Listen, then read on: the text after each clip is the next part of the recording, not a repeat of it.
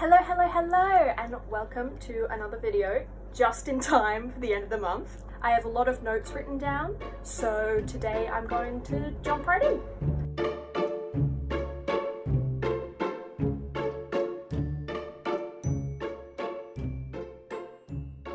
I am going to be discussing the different models of disability.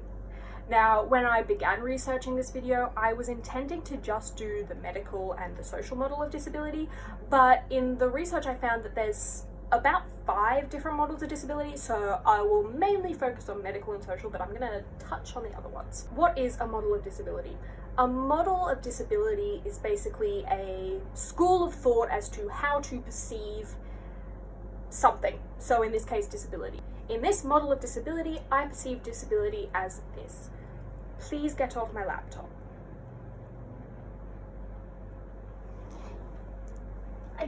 You can come up here. Oh.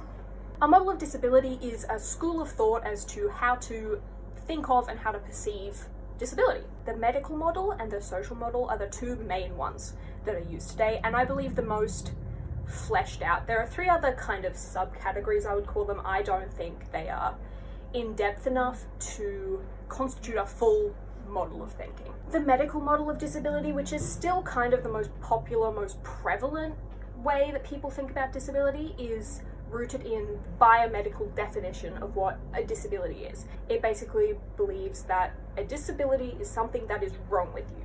Physically, your body or your mind have something that is wrong with it.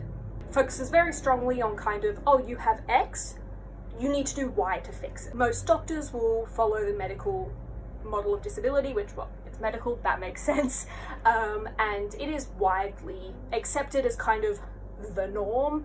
The social model of disability is a more modern one and is very strongly believed and followed in today's societies. It believes that you are not disabled by something that is physically wrong with you, but by the barriers put in place by society, whether that be a lack of accessibility or by what the mainstream people's belief of disability is. When I speak about this, I'm going to be focusing mainly on Australian society, just because that's where my experience is. At face value, the medical model of disability can kind of look okay. It's at face value, it goes, okay, well, some things do need to be treated. For example, cancer. If you have debilitating cancer, most people want it treated and fixed. However, it gets far more problematic when you go into the broader spectrum of what disability encompasses. If we look at the historical use of the medical model of disability, things get a bit worse. The social model of disability was only introduced officially by the World Health Organization in the 1980s, and it was first discussed by disability rights activists in the 1970s. Meaning before this, before the 1970s and 80s, and before the social model of disability became widespread thinking, there was only one way to look at disability, and that was, there is something wrong with you, you cannot participate adequately in society. Communities, and I speak broadly here, were not willing to put in accessibility measures in place to help people with disabilities interact in the same society. Things like braille on footpaths, ramps going over gutters, auditory crosswalk signs, things that are all pretty commonplace in today's communities, weren't even considered as something you should think about back then. As a side note, if you want a really good video about the design of the Australian crosswalk button, there's a wonderful video that I have linked up above that I really recommend you going to see. This unwillingness to help create communities and community spaces that were accessible for disabled people heavily contributed to disabled people being systematically removed from society. A blind person would likely be sent to a boarding school for the blind. People with wheelchairs weren't welcome to leave their houses, and people with mental disabilities or undiagnosed disabilities or illnesses would be sent to institutions. And these institutions and boarding schools often weren't of a super beneficial nature. But that's kind of a whole other story in itself that I'll probably do another day. But people weren't welcomed in society. If you were blind, if you were mentally disabled, if you're in a wheelchair, kind of anything was wrong with you, you weren't welcome into society because there was something wrong with you. And why should we help you function like this when really you should be getting better? You should be fixing the problem with yourself. And that's the biggest problem when the medical model of disability exists by itself. The social model of disability, when it was formally introduced by the World Health Organization in the 1980s, really focuses on you are not disabled by something that is physically wrong with you, but by the lack of accessibility in your community. For example, if you are in a wheelchair today, if you are in a very good city or wherever you live, you can get around far easier than you could in the 1970s because there are ramps over gutters, there are buttons to help with doors, there are more ramps, things like that. And that's a benefit of the social model of disability existing. However, I do have quite a few criticisms when it comes to the social model of disability. While I tend to have a preference towards the social model of disability, it has its flaws. It can be unforgiving in its perceptions and beliefs of what is physically possible. No matter how accessible you make something, there are still things that I cannot do because I'm physically unable to do them because there is something physically wrong with my body. So in believing that all you need is accessibility, the social model can concerningly close to just toxic positivity. And it can reaffirm the belief that people with disabilities just aren't trying hard enough. Ironically, following the social model can also put barriers in place for disabled people to receive assistance. For example, the disability pension for people who can't work. If you follow the social model of disability, then you believe that, well, if enough accessibility things are put into place, there won't be a single person who can't work because of their disability. So maybe disability unemployment payments shouldn't exist. However, no matter how many accessibility things you put into place, there will still be people who cannot work because of their health, their disability, their illness, whatever. Accessibility doesn't make someone's physical limitations stop existing. Not to say more people couldn't work if accessibility was a higher priority, but there will always be some people who cannot work, no matter how accessible it is. The social model in this sense paints everyone with the same brush, saying, well, if it's accessible, you can access it, which isn't always the case. For example, someone who is bedbound, who can't sit up, someone who can't consume food, no matter how many accessibility things you put in place, this person who can't leave their bed, who can't sit up, who can't open their eyes, isn't going to be able to work, and they need assistance and to be recognized as disabled, even if you think you're as accessible as you could possibly be. Accessibility itself also isn't universal. Something you put in place to make it accessible for one person may make it inaccessible to another person. A very simple example of this is in an office. You could make an office cooler, the thermostat, the temperature cooler, and that would really help some people with, say, dysautonomia and other kinds of illnesses that have heat intolerance. But the cool in itself makes it less accessible for people with chronic pain. So that one measure you put in place to help some people makes it worse for others.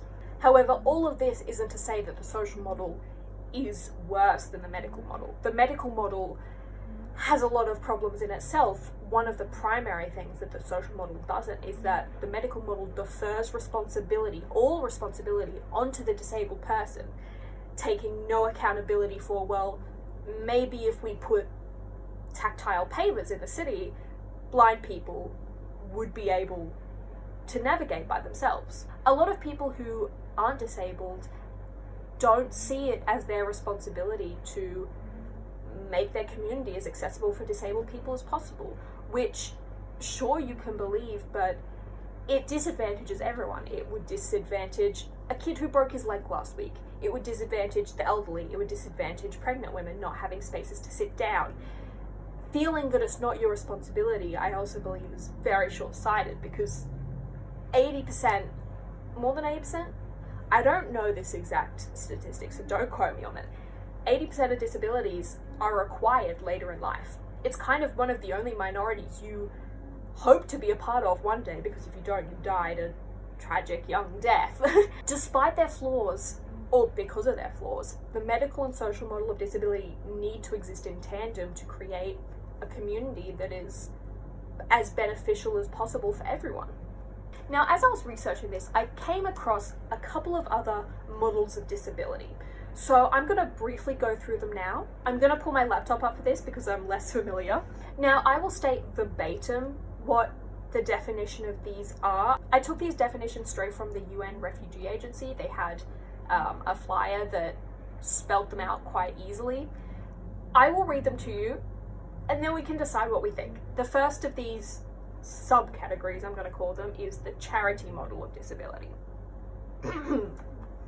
According to the charity model, people may view persons with disabilities as not having the capacity to live independently or live together with other people without disabilities, with the implication that they must be cared for in separate facilities from the rest of the community and that they are unable to make their own decisions. Just sit with that for a minute. Kind of shit. This one really rubs me the wrong way. I do also believe the wording of it isn't great.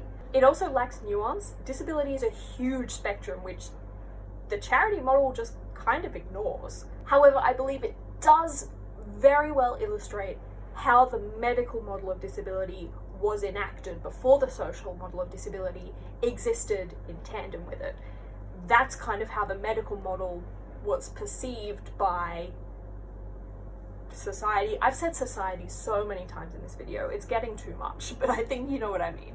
I have also heard the charity model referred to as the tragedy model. The next model that I took from the UN Refugee Agency is the rights-based model. Let me read this one out.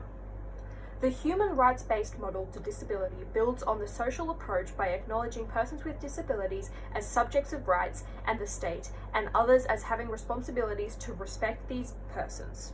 It treats the barriers in society as discriminatory and provides avenues for persons with disabilities to complain when they are faced with such barriers.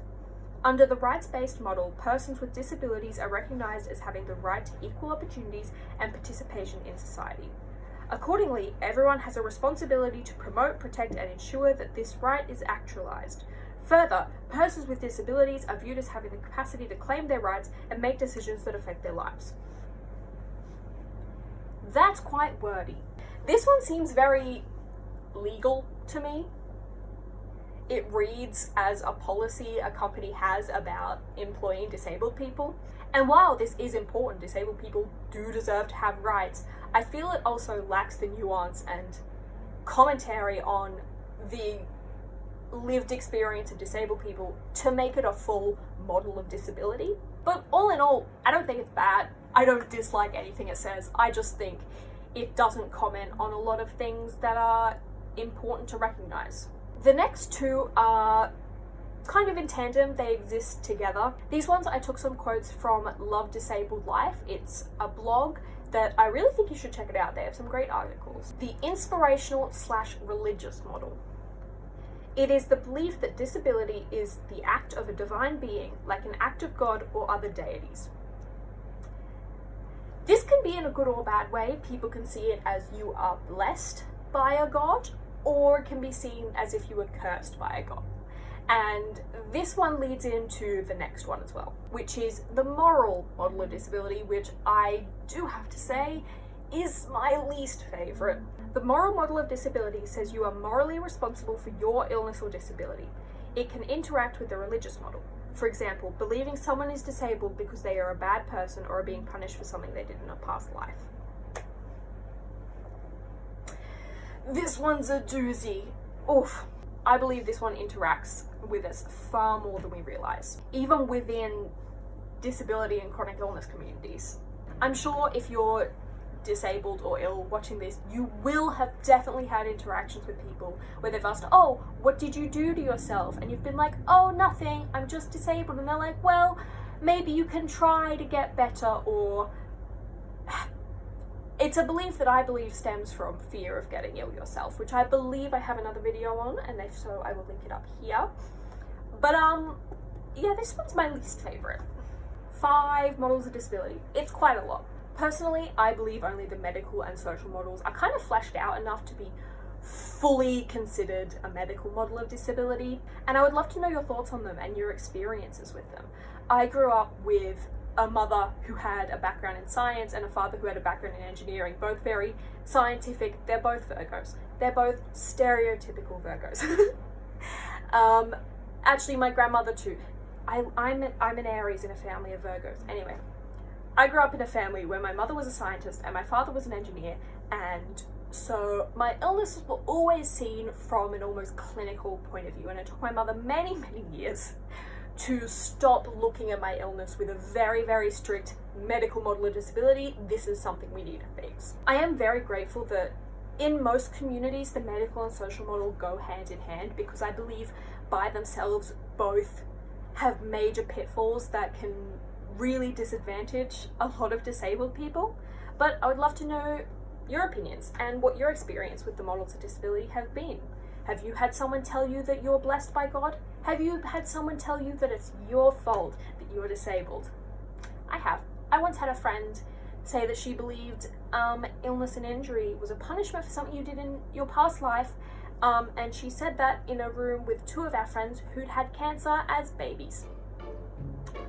So that one was fun. But anyway, I hope to see you next month.